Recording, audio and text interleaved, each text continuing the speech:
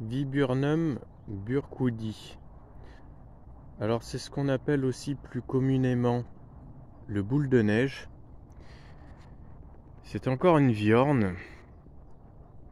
Alors celui-ci, on n'appelle pas spécialement boule de neige, mais il est bien plus intéressant que le classique boule de neige qui était très répandu à partir des années 70-80. Alors ce viburnum est semi-persistant.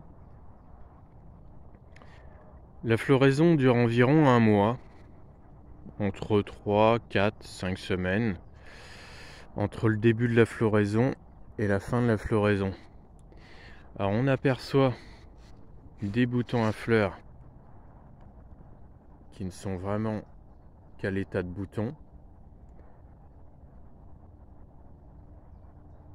Ça fait environ 2 semaines qu'il est décoratif. Là on est à peu près en milieu de floraison. On trouve des fleurs totalement épanouies et puis aussi quelques fleurs qui commencent un petit peu à faner.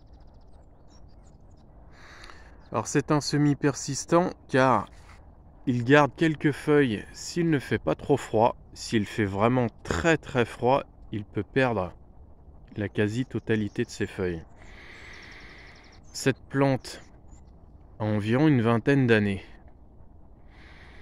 Au niveau des dimensions, il fait environ 3 mètres de hauteur, 3-4 mètres de largeur.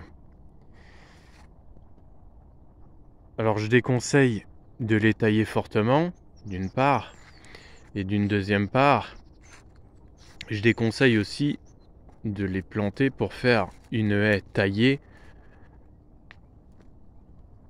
et de les tailler pour former une sorte de mur. On ne les taille pas au carré, il faut les laisser s'épanouir et prendre un peu d'envergure, c'est comme ça qu'ils sont beaux. Alors on trouve plein de viburnums de ce genre, aujourd'hui on trouve plein d'espèces. On ne les fera pas toutes évidemment, puisqu'il y en a vraiment un paquet. Il n'y en a qu'une seule qui est vraiment digne d'intérêt et qui est réellement différente au niveau couleur. Autrement, on va dire que c'est presque tous les mêmes. C'est relativement solide, mais il y a quand même un problème qu'il faut éclaircir. C'est que les plantes ne sont pas très résistantes aux champignons et au sol trop humide. Alors champignons, pourquoi on trouverait des champignons sur cette plante et qui détruiraient la totalité de la plante? Les champignons dans le sol se trouvent principalement dans les sols où on trouve soit des morceaux de racines, soit des morceaux de bois ou des branches d'enterrés. Voilà ce qui peut provoquer des champignons dans le sol. Alors si vous avez une plante morte ou un arbre mort à proximité ou abattu, on évitera de planter un viburnum car ils sont très sensibles à l'armillaire, le pourridier. Le parfum des fleurs est vraiment enivrant, ça embaume à plusieurs mètres et rien que pour ça, il mérite vraiment une place dans un jardin.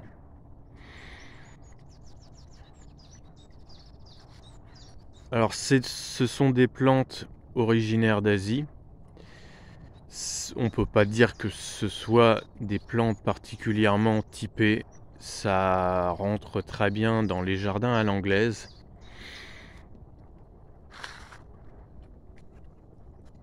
En général, les fleurs sont blanches rosées.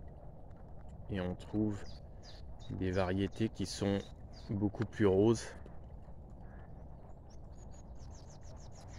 Alors c'est pas forcément typé jardin japonais, mais en le taillant un petit peu au niveau de la base, on peut en faire une sorte de grand dôme en dégageant un petit peu les troncs, le pied. Et pourquoi pas dans un grand jardin japonais ça peut être sympa. Alors ça ne forme pas de gros troncs, comme le grand boule de neige Viburnum opulus roseum, qui lui forme des troncs assez forts et a une végétation à peu près 2 fois plus vigoureuse. Le vrai boule de neige étant totalement caduque.